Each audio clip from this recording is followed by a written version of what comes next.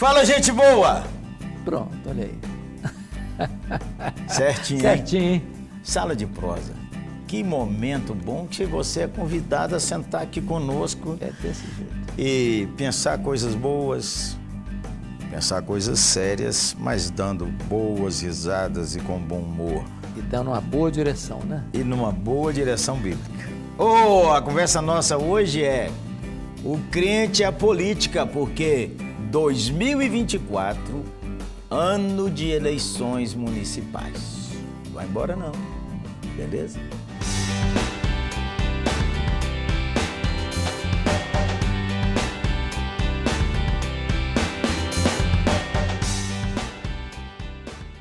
Ano de eleições. Pau quebra quando fala em política, hein, mestre? Ou não? Política é um assunto tranquilo. Muito tranquilo. Leve. Leve. Não tem tensão nenhuma no ar. Nenhuma. Fala, mestre. Você viu a parada dele? Como é que ele disse assim, ó? Não tem tensão nenhuma no ar. Fala, mestre. Já ficou... Respirei fundo, troquei o lugar da cadeira. Oxigenou. Eu acho que o ditado popular que diz que política, futebol e religião não se discute é um dito perigoso. Falso? Falso. Falso. Porque nós todos torcemos contra o Palmeiras, mas... Vamos fazer o quê, né? Não teve jeito, não. Tem que entregar o caneco para eles, né? Mas a política ela é fundamental, porque quem não se interessa por política vai viver vítima dos esquemas e sistemas políticos. Ô, mestre, eu acho que todo mundo se interessa por política. O que, às vezes, as pessoas não fazem é refletir melhor. Por quê? Não tem como viver fora do ambiente da política. Com certeza que não. Há leis que nós temos que cumprir. Há ações que nós sofremos por decisões de líderes que nós mesmos elegemos. Mesmo quando a pessoa anula seu voto ou não quer participar, ele participou. Claro. Ele tomou a decisão. Então, seria muito mais cristão e cidadão interessar para conhecer coisas boas e operar de maneira legítima. Mas você acha que a vocação política é vocação de Deus ou vocação do diabo? A risada mesmo, menino. A risada dele foi brutal. Você observou? Grava essa risada dele aí depois, só pra você ver. Ai, meu Deus do céu. Bom, o nosso amigo, próximo companheiro, João Calvino, já dizia que a vocação política, a vida nessa área, é uma sacrossanta vocação. Para você que não entende o Calvino sacrossanta, explica aí, mestre, o que é sacrossanta? É sagrada. Muito sagrada e santa. Então, o que acontece? O que eu acho é que nós deveríamos, como igreja, povo cristão, garimpar vocações, preparar jovens para a vida pública, para a vida política. E entendo que uma pessoa, ao entrar na política, precisa ter 3 características. Vocação. Vocação. Então, uma pausa aí na vocação. Sim. Lucas 10, 2 diz assim: rogai ao Senhor da seara que envie trabalhadores para a sua seara. O reino de Deus é amplo. E sendo a vocação política sacrossanta, que Deus que ore para que Deus desperte vocações políticas na igreja. Segundo, preparo. Senão vai ser inocente útil e massa de manobra. Então, não adianta nada uma pessoa, fui eleito. Ok, fui eleito. E daí? Qual a sua influência? Como você tem capacidade de fazer uma leitura do momento e votar a favor ou contra um projeto? Deixa eu entrar aí contigo. Nesse caso, então, a liderança local da igreja tem uma oportunidade grande de preparar aqueles que, porventura, foram... Tem pendor. Tem pendor para a política. Então, estar próximo, orar por eles, acompanhar, sugerir dar leituras, a ele todo o suporte, leitura, trabalhar a integridade do coração, tudo isso é precioso. A terceira coisa, primeiro é vocação, segundo é preparo, terceiro é uma ética granítica. Em outras palavras, Alguém que não se dobra pelo sistema, nem pela pressão, nem pela sedução. Então tem uma expressão que diz assim, todo político é corrupto. Não é verdade. E essas totalidades, porque uma vez um cara falou assim, todo pastor é ladrão. Estava perto do meu sobrinho. E ele falou da profissão do cara assim, e toda pessoa assim é adúltero. Ele disse, mas eu não sou casado, mas como é que você diz que todo pastor é ladrão? Eu estou te dando a generalização. Então, quando a gente pensa assim, em todas as profissões, em todas as áreas da vida... Você tem gente boa e você tem gente complicada. É médico, é advogado, é engenheiro, é professor, é agricultor, é qualquer coisa. Então, esse ano nós temos eleição de prefeito e vereador. O púlpito A mais importante eleição, porque a base da nação está lá no município. Lá no município. Lá, se a coisa não acontecer lá... É o primeiro círculo. É o primeiro círculo. Ali é o mais importante. Então, veja assim, como é que, como comunidade cristã, a gente pode se posicionar? Primeiro você disse, encorajando e orando para que Deus desperte vocações. Aí tem vocações legítimas na igreja. A igreja deveria defender um partido? Não. Não. A minha visão é que a igreja não pode entrar na questão político-partidária e o púlpito não é um palanque e a igreja não é um curral eleitoral. Nós pleiteamos por uma igreja esclarecida. E o que é uma igreja esclarecida? É uma igreja que cada um de seus membros tenha condições de fazer avaliação do cenário e responsavelmente dar o seu voto. Não tem voto de curral eleitoral. Que existem grupos, segmentos religiosos que fazem assim. Fazem assim. Não penso que seja o ideal.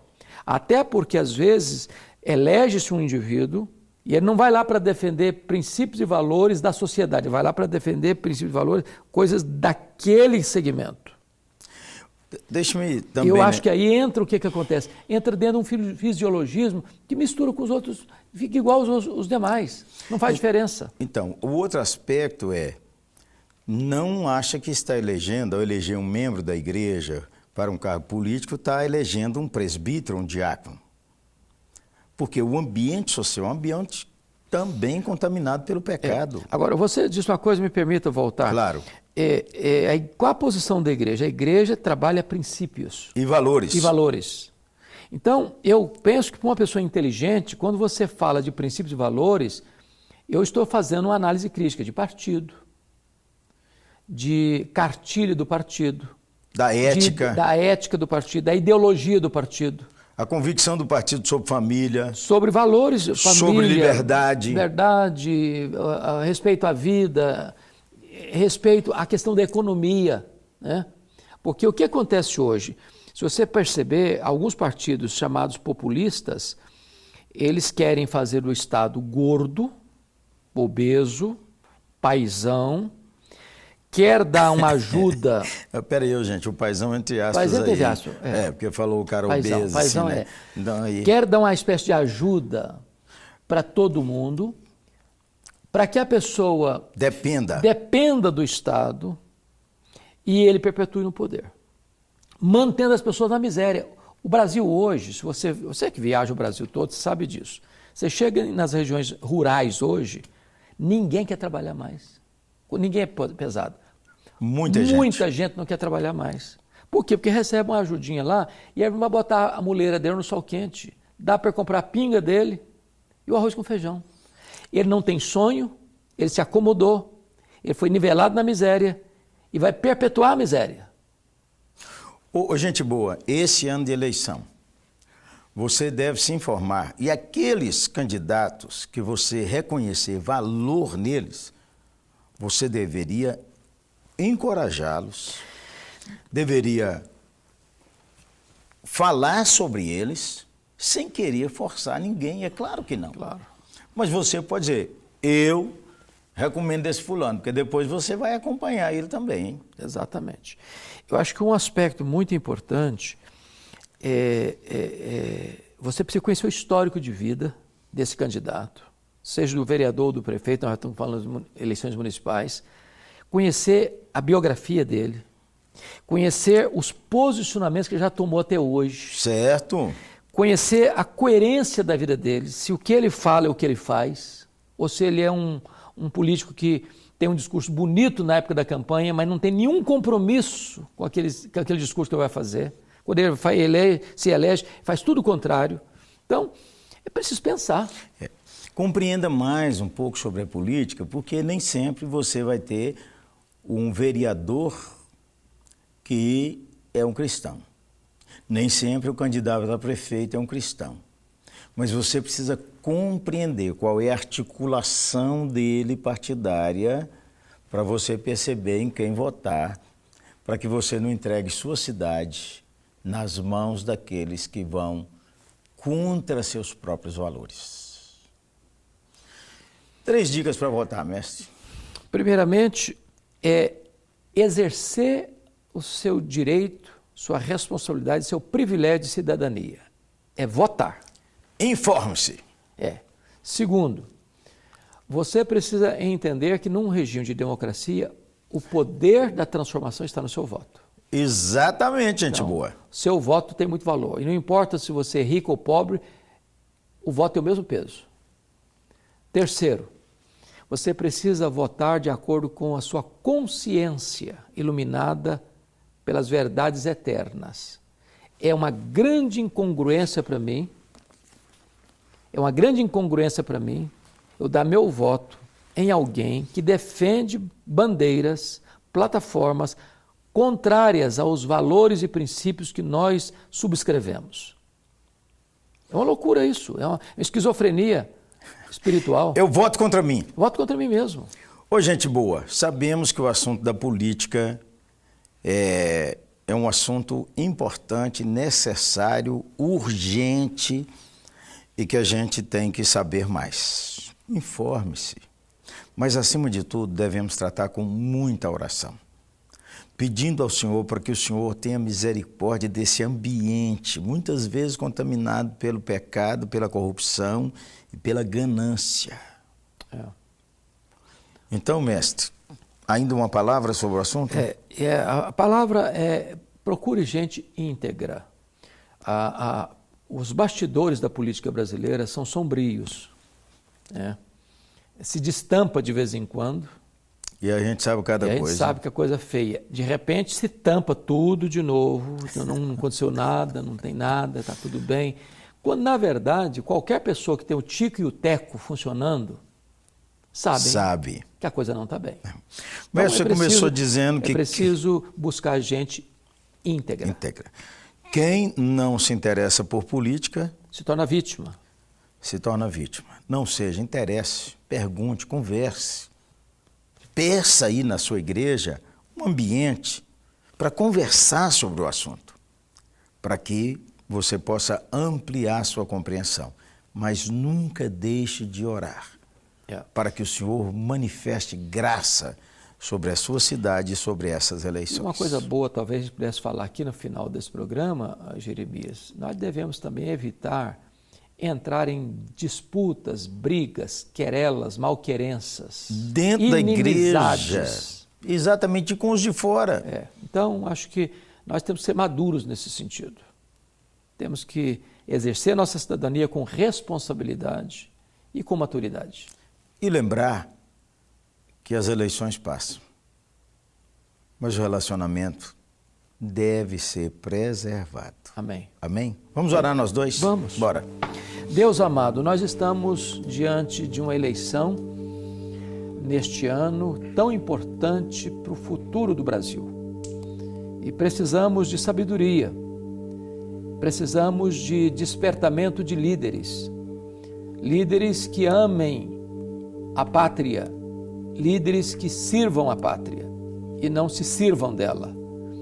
Pedimos-te que tu despertes uma consciência cívica no coração, na mente dos cristãos desta nação, a fim de que possam votar com humildade na dependência do Senhor Jesus Cristo, o Rei da Glória, o Senhor dos Senhores, e que possam também votar no sentido de buscar a melhoria desta nação em todas as áreas, Senhor, seja ela política, econômica, social, moral e espiritual. Assim oramos em nome de Jesus. Amém. Amém. Senhor, te agradecemos porque diante do Senhor clamamos para que o Senhor desperte genuínas vocações para a política. Amém. Genuínas vocações, Senhor. Como estamos falando desse assunto, sabemos que é o Senhor quem dá.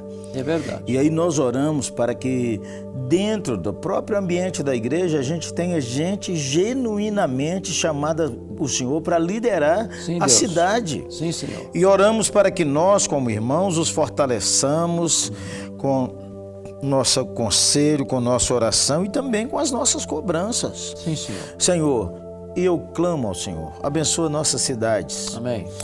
Permite que esse tempo de eleição não traga contenda dentro das comunidades de fé. Amém. Ao mesmo tempo que preservemos os relacionamentos com os de dentro e os de fora. Sim, Senhor. Senhor, e que o Senhor abençoe por amor do teu nome esse primeiro círculo da política, Amém. que são o que envolve as eleições municipais. Sim, Senhor. Assim oramos pela tua bênção sobre o nosso país, em nome de Jesus. Amém. Amém. Amém. Amém. Sala de prosa, menino, conversa tudo. Aqui não tem isso não. Essa não, né? Hein? Aqui, papo é reto. Olha, Luz para o Caminho é uma Tamo junto. agência missionária maravilhosa. Agradeço, viu, mestre? Que Deus levantou Luz para o Caminho. Amém. Tem cada dia Natal, tem os congressos de família, tem os cursos online. Yeah. E a LPC tem sido uma bênção, viu, mestre? Louvado seja Que Deus Deus. preserve seu coração, sua Tem mente, sala sua de saúde. prosa aqui em E parceria. a sala de prosa, menino? Olha aí, coisa boa. Ó, a sala de prosa precisa de oração, sabe por quê? Nós temos que combinar as agendas. Ô, mestre, dá uma martelada sobre a oitava. Oh, meu Deus, gente. Oitava Igreja é uma referência para mim, e eu falo isso Deus todo seja o meu louvado. coração, de uma igreja viva, bíblica, missionária e abençoadora da cidade. Aleluia! Então, se você mora em BH, você precisa ir lá conhecer. Se você for a BH, você precisa ir lá, Se não, porque senão perde a viagem perdeu toda. a viagem! Outra coisa, hein, gente boa? É. Esse ano novo, 55 anos da oitava, Coisa linda. vai ser brutal. É desse Aleluia. jeito. Então, gente, ó, ficamos por aqui hoje? Ficamos por aqui. É isso. Beijo no coração.